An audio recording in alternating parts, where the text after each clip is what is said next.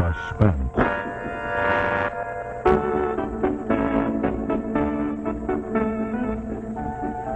Your host is Autolite, world's largest independent manufacturer of automotive electrical equipment, maker of a complete line of ignition-engineered standard and resistor-type spark plugs and dependable Autolite stay-full batteries. Autolite makes over 400 products for cars, trucks, tractors, airplanes, and boats in 28 plants from coast to coast. These include wire and battery cable, instruments and gauges, electric windshield wipers, fuel pumps, batteries, spark plugs, ignition systems, bullseye seal beam headlights, radiator grills and ornaments, bumpers and hubcaps, and many more. So remember, from bumper to tail light, you're always right with Autolite.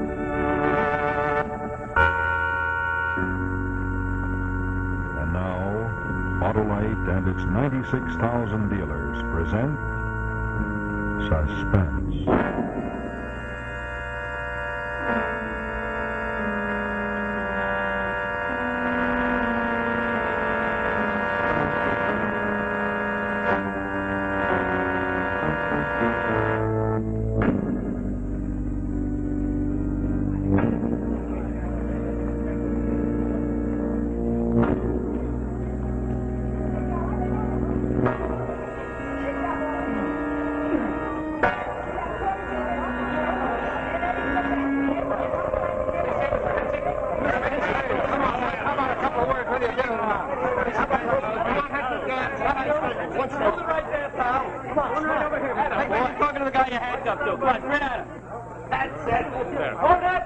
All right, come on, you guys, break it up. There's no place to look. Mr. Andy, I'm back of the Chronicle. How about a short statement from you? I have nothing to say. Well, come on, Paul, don't give a Just a couple of words, Max. No, but I tell you, I have nothing to say. It seems to me a guy who's going on trial for bumping off his wife ought to have something to say. A guy with enough imagination to squirt a hypodermic full of arsenic into his wife's arm, you ought to have plenty to say. Come on. Imagination? You call it imaginative to kill in such a ridiculous fashion? A fashion so easily discovered? No. No, only a fool would kill in that manner. How would you kill, Mr. Hensig?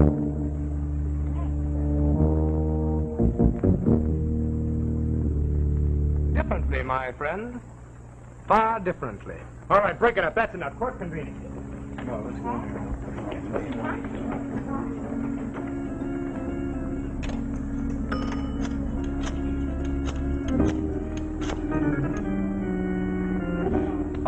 Oh, sweetheart, this is Turk down at the courthouse. Give me the city desk, will you? Hello, Beetle.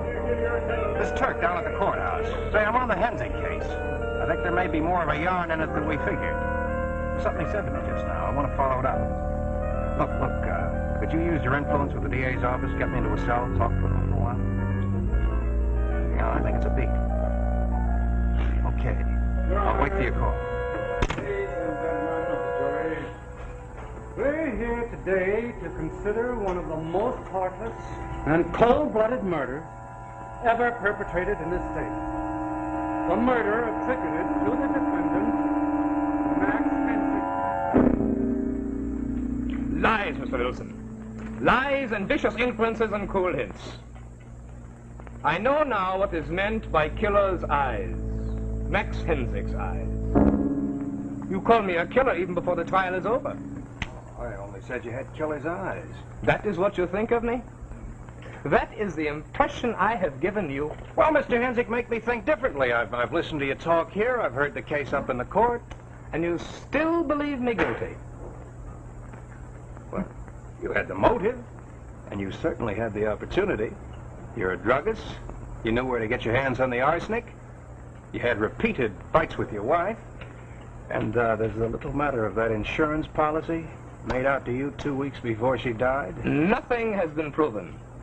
You're hurting my case by hiding these things. Frankly, Max, I don't think you've got a case. You're headed for the hot seat. So why don't you give me the yarn? What would you say, Mr. Wilson, if I told you that I believed I would go free? Why, I'd say you were crazy. Crazy? Yes, always you call me that. Always you call me some kind of a beast, a devil of some kind. Mr. Wilson, you almost give a man sufficient provocation to bear you ill will. You know, if these things that you write about me were true, I would almost feel myself justified in seeking retribution one day. You'd like to creep up behind me with a hypo full of arsenic, maybe, huh?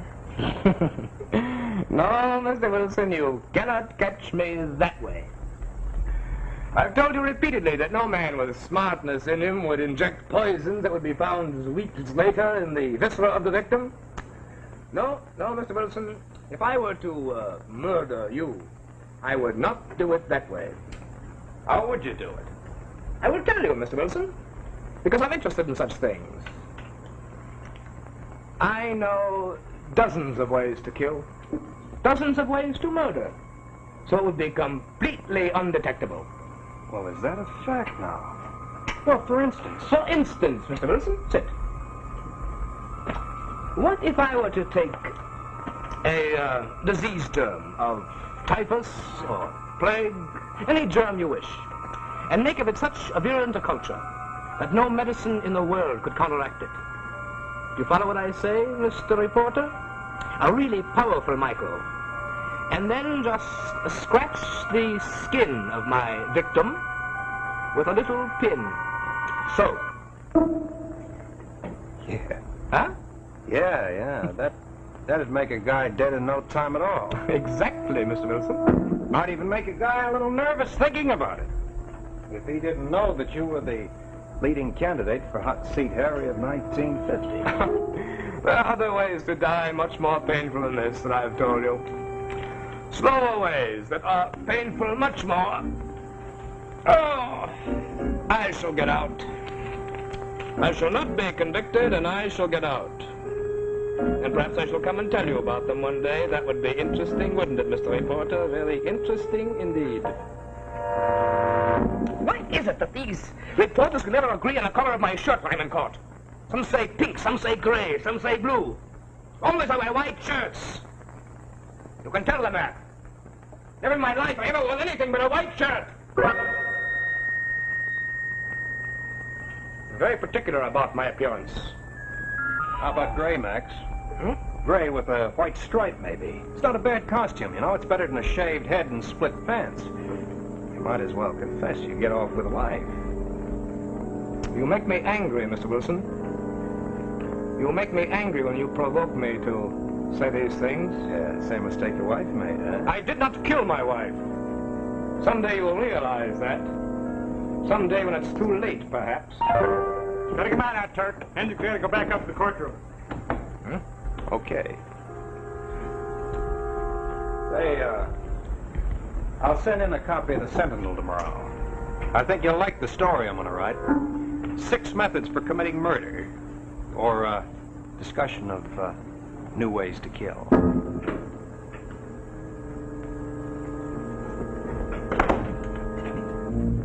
You'll make me angry, Mr. Wilson. You'll make me say things I do not wish to say. Now, please go away and do not come to see me anymore.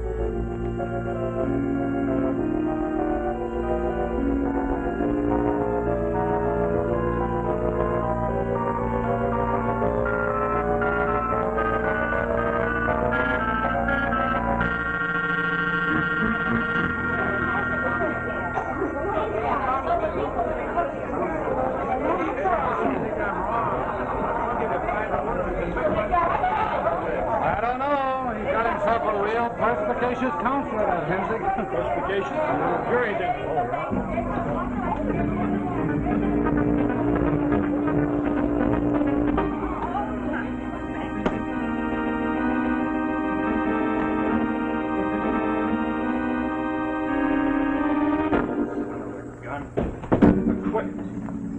Nichols, I'm out of Nichols. Get your hands off that swirl. Hey, quiet, you guys. Congratulations. We did it. Friend. Oh, wait. Oh. Sure. Okay. So, I I told you I knew I would get out, huh? No one believed me guilty but you, Mr. Wilson. You jumped to conclusions too quickly, I think. Okay, Hensig, okay. You pulled a fast one. You beat the rap. Now let me alone. You still believe me guilty? I know you're guilty. Oh, you know so much, Mr. Wilson. Perhaps you write a story about how much you know, how much you think you know. You write another story someday so that you can persecute and hound me some more? I don't like the idea of murderers going around the streets free. I don't like to be made an idiot of. Now get this, Hensig. Better take a tip from me. Be careful. You pull this murder rap and you got away with it, and you're liable to try it again. And when you do, I'll be there to nail you. So be careful. You be careful too, Mr. Wilson. Perhaps you write another story one day. Or perhaps you read a story. That would be interesting, huh? The story written about you? Very interesting indeed. I will wait very patiently to read that story. But I don't think I will have to wait very long. I think.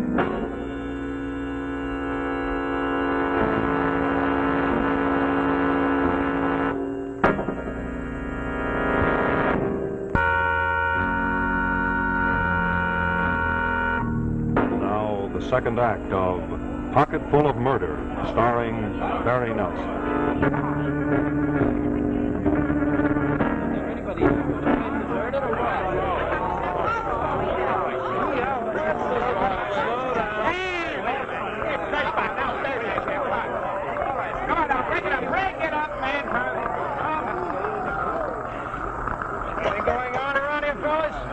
Sort of got this fire. Nice fire. One of the best. Figure of flaming holocaust. Yeah, better than the movies. 6 or 8 guys overcome by the smoke already. A couple of guys pretty badly hurt. Yeah, it's a real big, nice fire. It's a rough night for a fire. I like this. I'd rather cover a fire than the drowning. Man, aren't you freezing? Yeah, my coat's been hot. No, there's nothing doing here. Well, I think I'll go down there. It's a good idea. You coming? No, it's cold enough here. How about it, Senator? I'd go if I had a coat. I'll see you around. Lead on, Whitey. Let them dig up the story. Me, I'm going to go to the bar across the street and warm up. Hey, wait a minute. Lend me a coat, will you? I want to follow the guys. All right. Don't get it burned. All right, don't worry.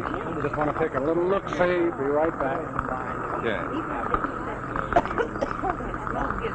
Hey! Can I help you, mister? What's the matter? Hey, I think I was stabbed or something.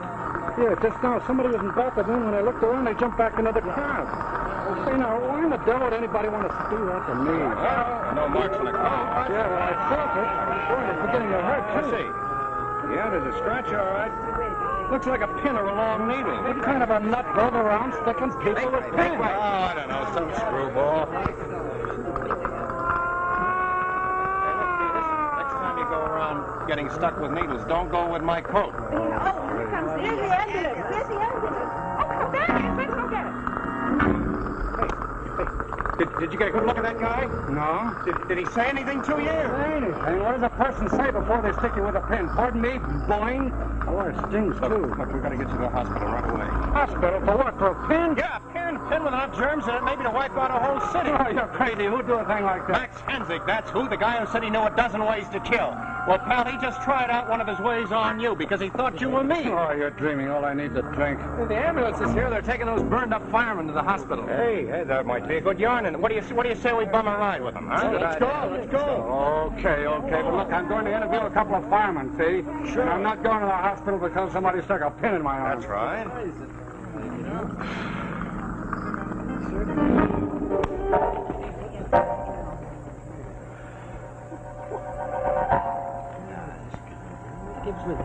Okay, I'm sorry.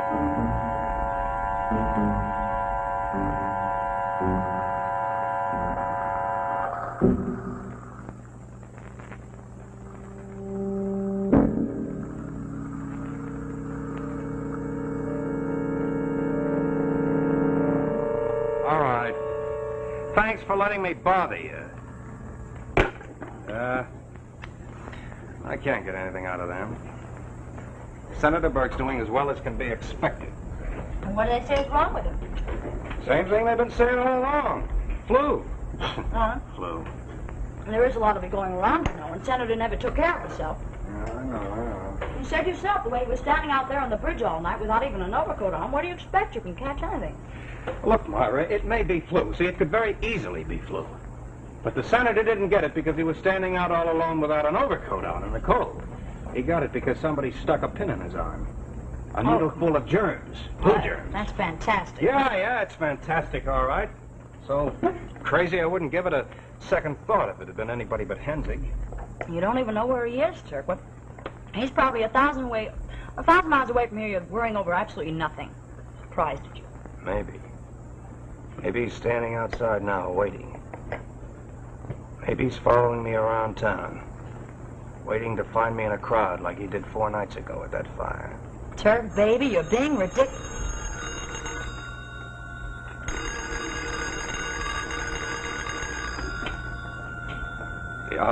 Yeah? Beetle? What? What is it?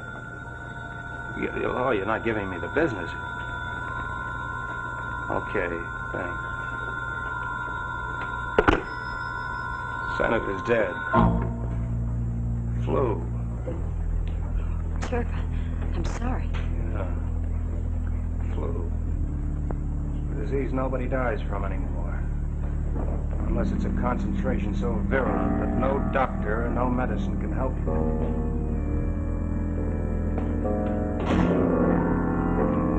Turk, wait a second. What are you going to do? There's only one thing to do when you know somebody's out looking for you with a pocket full of murder. You try to find them first.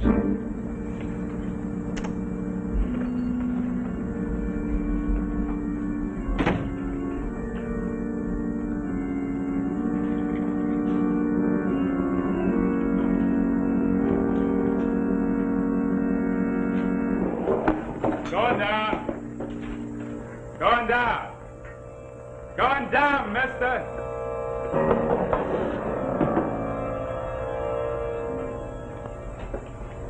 Come on, let's grab a quick beer. There's nothing fascinating going on in Better check in the city desk first. Some may have come up. Let it go. Plenty of time. Uh-oh. Here comes Johnny One Note. Ah, hiya, Turk. How's the manhunt coming along? Look, either of you guys seen the DA? He's earning his daily bread. Guy dropped a slug in a parking meter, and the DA's prosecuting with the full authority vested in him by the electorate of this sovereign state. What do you want the DA for? What do I want him for? I want him to exercise his office and pick up a murderer. Not little typhoid Maxie. The man with the portable virus? Oh, Turk, why don't you give it up? The senator picked himself up a case of flu and it knocked him over. You're imagining things. Am I imagining this? Came in the mail this morning. Careful, Mr. Wilson. It needn't be a pinprick. Could be anything. Could be the next object you touch, the next bite of food you put in your mouth. Could be you, or it could be someone very close to you. Be careful, Mr. Wilson. It ain't signed. Somebody's playing games. Nice kind of game. Some crank, one of the boys at the office, I bet. You've been harping so much about this Hensig, they're making jokes. Come on, let's get a beer. What has to happen before you guys will listen to me? Well, pal, if you pick yourself up in the gutter someday, all dead from the bubonic plague, maybe I'll listen to you. Until that happens, I think you're as batty as a loon. I think you're as batty as Max Hensig. Let's go, Whitey.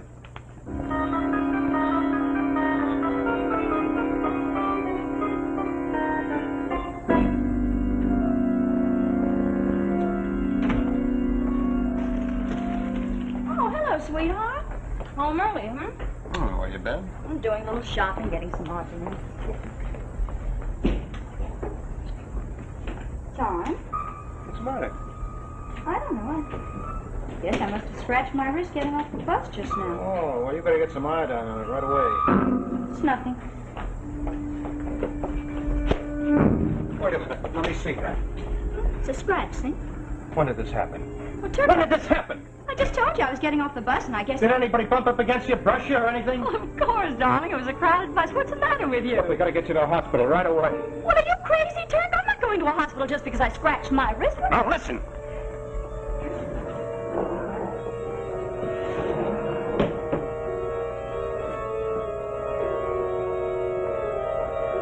Well, all right, I'll go, but I think it's the silliest thing I ever heard. I'm only going because you insist over a scratch on the wrist. Hold it now.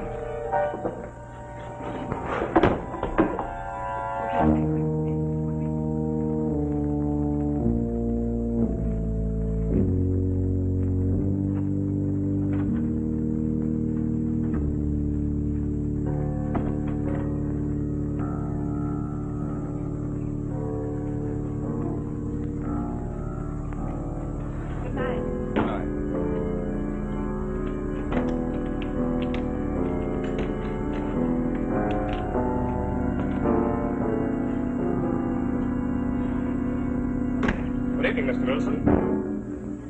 Here we are. Move by the sofa. Quickly and quietly. Stop. Now we'll assure ourselves some privacy. There. It's evening. Stay where you are. We'll pull these blinds. That is unwise. Sit.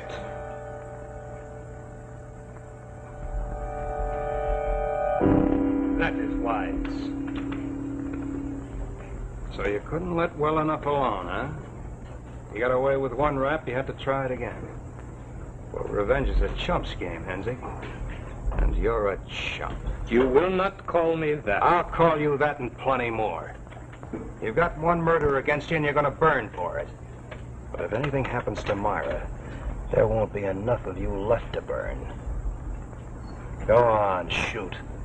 There'll be so many people banging on that door, you'll think it's a national convention. Do you think I'm such a fool as to shoot you? There are other ways, much better ways to ensure that you bother me no longer. Yeah, you're gonna get bothered plenty. You're going to the chair. Don't be ridiculous. I've committed no detectable crime. The Senator's dead. From the influenza. Which you gave him. And this you can never prove. I don't think I'll have to. I'm glad you said you didn't want to shoot. I got a different idea. I'll shoot you with pleasure. Now it's time for school, Max. The title of today's English composition is Confessions of a Murderer. Now write. What's the matter? You want a pencil? No? No, I have a pencil, a very fine pencil.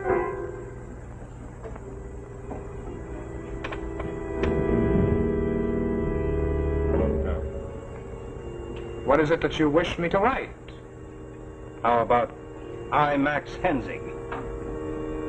I, Max Hensig, confess to the murder of my wife, Hilda. I,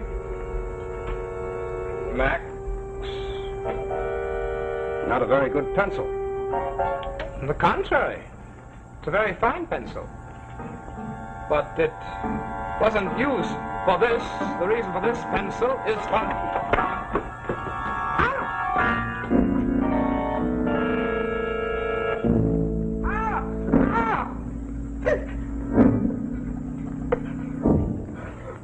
Oh, it stuck me. I've been infected. You must give me medical attention immediately. You're going to get plenty of attention. Well, you don't understand. All over the end of that pencil there were deadly disease germs. Please, do you mind where you are? Now, what about it? You're going to confess to the Senator's You don't murder? understand. Every minute is wasted. What about it? Yes, anything. Yeah, and the murder of your wife. Yes, that too, but your wife I never had anything to do with. No, I promised you, if anything happened to her, it was by accident. I had nothing to do with that, please.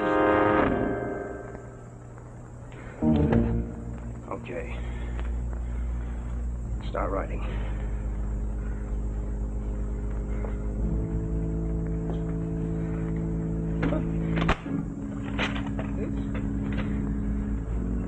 And here's a pencil that works.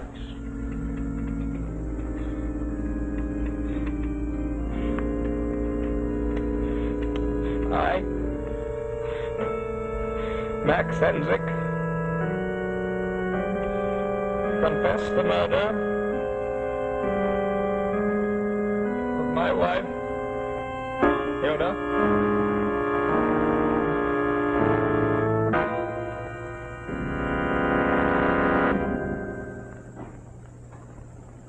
This is Rex Marshall speaking for Autolite, and in just a moment I'll tell you about next week's suspense story. But first, I want to show you a picture of a fellow who's really in a jam. Yes, it's his own private traffic jam, which he himself personally created. Boy, is he embarrassed. Well, maybe he didn't get across that bridge, but he is getting across the point that I want to make, and that is, don't let it happen to you. Now, one way to help prevent it from happening is to treat your car or truck to a motor tune-up. And I mean a real #1 motor tune-up at your neighborhood service station, car dealer, garage, or repair shop. You know, friends, an ounce of prevention now will keep your car running right and may save you troublesome delays, plus the possibility of expensive repairs later on. So ask your repairman to test and service the electrical system of your car. Yes, have him go over the whole system, including the distributor, coil, generator and regulator, starting motor, battery, spark plugs, and wiring. And if your car needs replacement parts, ask for and insist on original factory parts exactly like those that were installed by the manufacturer. You know, all Autolite parts are original factory parts, and always remember, from bumper to tail light, you're always right with Autolite.